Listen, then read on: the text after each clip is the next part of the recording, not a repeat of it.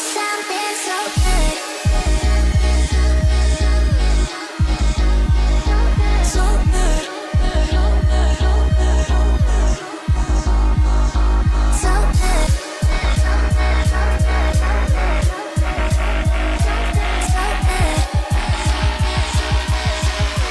I think we could be something so good.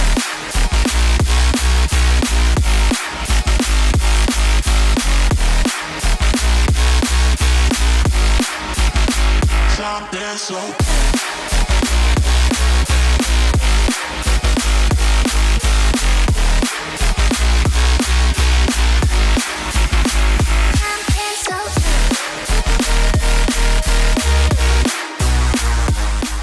Guys, sa mga nag-aabang dyan ng price update ko dito sa mga motor ni Yamaha, bumalik ulit tayo dito guys sa may Yamaha Bike Link Tagum upang isa-isahin yung mga presyo ng mga motor nila. At balita ko guys, may mga motor sila na nag-promo ngayong buwan. Kaya naman tara, samahan nyo ako ikutan yung mga motor nila. Let's go! Alright guys, dito muna tayo mag-umpisa sa Yamaha Sniper 155. Sa yan, meron po silang dalawang unit na available dito. So this one is non-ABS. So for this month of June, meron po silang promotion, naka-low down payment siya. So, kung kukunin niyo po siya ng spot cash, guys, this month, meron siyang SRP 124,470. Tapos, since naka-low down payment siya, guys, ang down payment na lang niya is 8,000. Tapos, yung monthly sa 3 years ay 5,509 at rebates na 200. Pero, kung ayaw niyo naman ng 3 years, guys, meron kayo mapagpipilian na 1 year or 2 years. So, pili na lang kayo dyan, guys, kung aling monthly yung gusto nyo. Tapos itong si Yamaha Sniper 155 sa yan guys is, katulad ng sinabi ko nga kanina, non-ABS siya. Tapos pagdating sa kanyang ignition guys, hindi pa po siya ayan, keyless. Yung naka-keyless po kasi is yung naka-ABS. Tapos wala po siya nung USB charging port. So sa mga naghahanap dyan ng Yamaha Sniper 155 sa yan, meron pong available na dalawang unit si Yamaha Bike Link Tagum. At kung naghahanap naman po kayo ng pang-offroad na motor, meron din po silang available dito na Yamaha WR155R. So, meron silang available guys na Racing Blue at saka yung Sayan na doon sa unahan. So, pili na lang kayo guys kung aling color variant yung gusto nyo. So, this one guys is yung entry level na pang-offroad ni Yamaha na pwede sa street. So, kung interested kayo dito, ito ngayon ay may presyong, ayan, 180,000 na pesos spot cash, down payment is 18,000 at monthly sa 3 years na 8,183 at rebates na 200. Ayan. So, this one guys, na-review ko na to. Kung gusto niyo ng mas detailed review nito, i-check niyo na lang sa aking channel. So, ito yung isa sa color variant ni Yamaha WR155R guys. Nasa yan. Color combination is black at sayan, tapos yung light red or parang dark orange. Ayan, pili na lang kayo, same lang sila ng presyo guys. Yung pinagkaiba lang talaga is yung kulay at saka decals. Tapos yung isa nilang Yamaha Sniper 155 standard na sayan, ayan. Pero kung naghahanap naman po kayo ng Yamaha XTZ 125, this one is 2025 model. Ito yung bagong model nila. At as you can see guys, mapapansin nyo kaagad na bago siya dahil sa kanyang decals na, ayan. Color combination is dark gold at yellow green. So, sa mga naghahanap dyan ng mas mababa yung presyo kumpara doon kay WR155R, pero mas mababa din displacement, meron silang available dito. This one guys is 125cc. Maganda din tong motor na to, pang off-road. Still, street legal din po ito. Pagdating sa kanyang, ayan, nasa kanyang telescopic, naka-rubber boots, naka-yantas, single disc, naka-drum brake pa rin yung sa likod. So, kung gusto niyo nito guys, ito ay merong updated price dito sa Yamaha na 90,900. Down payment is 8,000 kung kukunin nyo ng hulugan at monthly sa 3 years na 4,217 at rebates na 200. Ayan. So, ito yung itsura niya guys. O, diba? Stig. Alright, sa mga naghahanap naman dyan ng scooter, meron din silang available dito guys na Yamaha MIUI Standard at MIU Gear. So, pili na lang kayo dito guys. Anyway, itong si Yamaha MIUI Standard. Ito ngayon ay merong updated price dito sa Yamaha na 77,900. Spot cash, down payment is 5,000 at monthly sa 3 years na 3,589 at rebates na 200. So, ito yung itsura ni Yamaha MIUI guys. This one is still yung old model. Wala pa pong bago na Yamaha MIUI. Pero hopefully by next year meron na po. So this one guys is ideal pang araw-araw, pang pasok sa trabaho, pang negosyo, pwede pang grab, ayan, pwede din pang angkas. So depende na lang sa inyo guys kung ano yung pagagamitan nyo to sa scooter na to. Ayan. Next, meron din silang available dito na Yamaha Mio Gear Standard at yung Mio Gear S. So anong pinagkaiba ng dalawa? This one guys is walang stop and start system. And this one is yung meron. So, mas matipid to sa gasolina kumpara dito. Pero iilang kilometers lang naman guys. Pero specs, almost specs and features, halos same naman sila. So, dito muna tayo guys sa standard version. So, for this month guys, ito ay merong spot cash na 79,400. Down payment is 6,000 at monthly sa 3 years na 3,768 at rebates na 200. So, yung kinaganda dito kay Yamaha Mio Gear guys, meron siyang malawak na footboard. Ayan. Tapos, meron siyang front pocket. Ayan, medyo malalim na. Utility hook, meron din. Naka-mechanical key pa rin guys. Tapos, meron din siyang under seat storage. So, kagaya ni Mio ay pwede din to pang araw-araw, papasok sa trabaho, pang negosyo, pwede siya. Tapos, kung naghahanap naman kayo ng minimalist na Yamaha Mio Gear, ayan, S version, eto guys, meron din sila cappuccino. Actually, na-review ko na to guys, so kung gusto niyo na mas detailed review, i-check niyo na lang sa aking channel.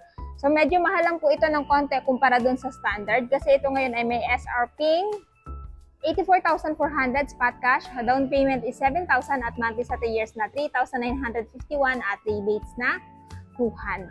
Ayan, so ito yung sa gilid niya guys. At yung stop and start system, isa yung feature ni Yamaha na nilagay dito kay Gear S nang sa ganon, pag naka-activate yun 3 to 5 seconds na hindi tumatakbo tong motor na to, or halimbawa, natenga kayo sa traffic, automatic mag-shut off yung makina, and that way mas makakatipid kayo sa gasolina. Ayan. So, ayan. Next, sa mga naghahanap dyan ng Yamaha Tech Max, meron pong available dito si Yamaha. Ayan. So, this one guys is na-review ko na. So, kung gusto niyo ng update review, i-check niyo na lang sa aking channel. So, yung kinaganda dito guys, ito yung bagong modelo na NMAX. As you can see sa looks pala, makikita niyo na yung difference kumpara dun sa older version. So, meron siyang dalawang projector dito.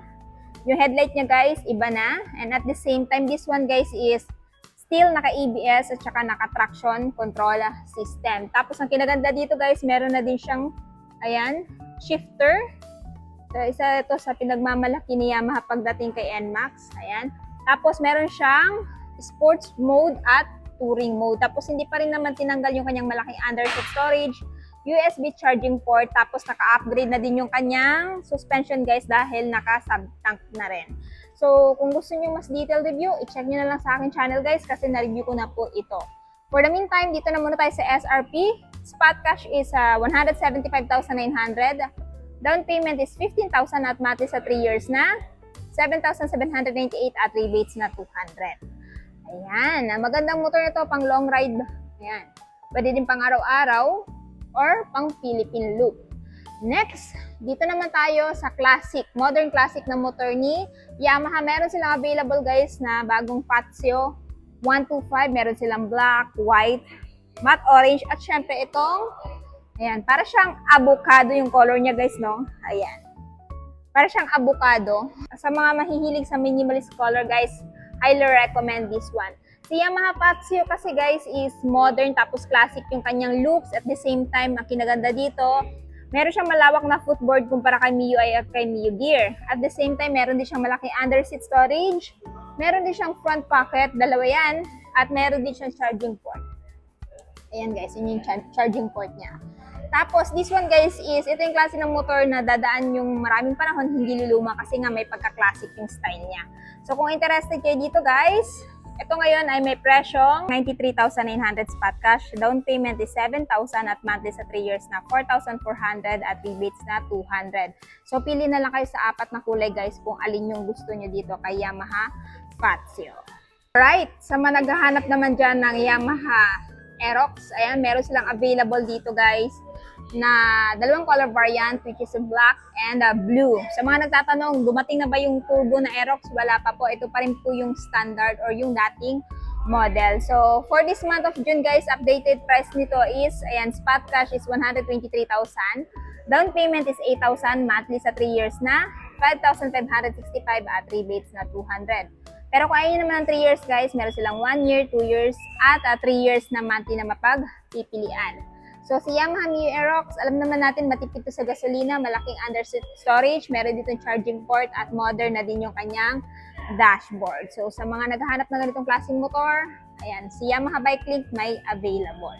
Right, sa mga naghahanap naman dyan ng NMAX 155 standard, syempre meron din silang available dito guys. Silver black combination. So this one guys is modern na din, tsaka ito yung bagong model na NMAX. Yung pinagkaiba lang nito, ay wala siya nung shifter guys, pero naka-subtank pa rin po ito, and at the same time, this one is naka-ABS na rin.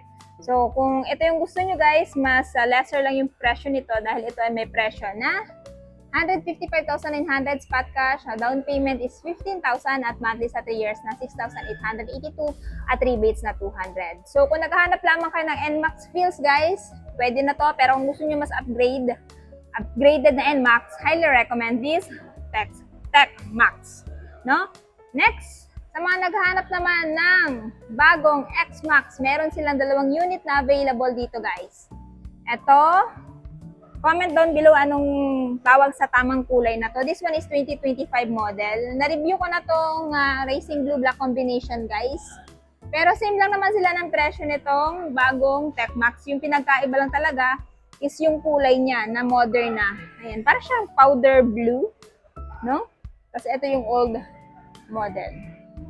So, ngayon guys, kung interested kayo kaya X-Max, from NMAX gusto nyo mag-upgrade, ito yung presyo ni X-Max guys. Spot cash is 311,000, down payment is 50,000 kung kukunin nyo ng installment, at monthly sa 3 years na 12,929, at syempre merong rebates to na 200. So kung gusto nyo ng mas comfort, yung binibigay, mas bulky, mas malaking under seat, tapos mas malaking front pocket, malaking dashboard, highly recommend this one. So ito yung motor or scooter na nagbibigay ng comfort habang naglo-long ride kayo. Yan. Next, so meron pa palang isang available dito na Aerox guys, and this one is still non-ABS. Same lang sila ng presyo nung nabanggit ko kanina. So aside nga pala sa Racing Blue Black, meron din silang gray na available. Ayan. So ayun na nga guys, tapos na nga natin ikutan yung mga motor ni Yamaha. Alin sa mga motor na napakita ko sa video nito, yung natitipuhan yung bilhin. Paki-comment naman sa baba. At syempre kung bago pa lang kayo sa channel ko at hindi pa nakapag-subscribe, huwag kalimutan mag-subscribe para ma-notify kayo once may bago tayong upload na gaya nito. So yun guys, hanggang dito na muna tayo. Ride safe and peace out!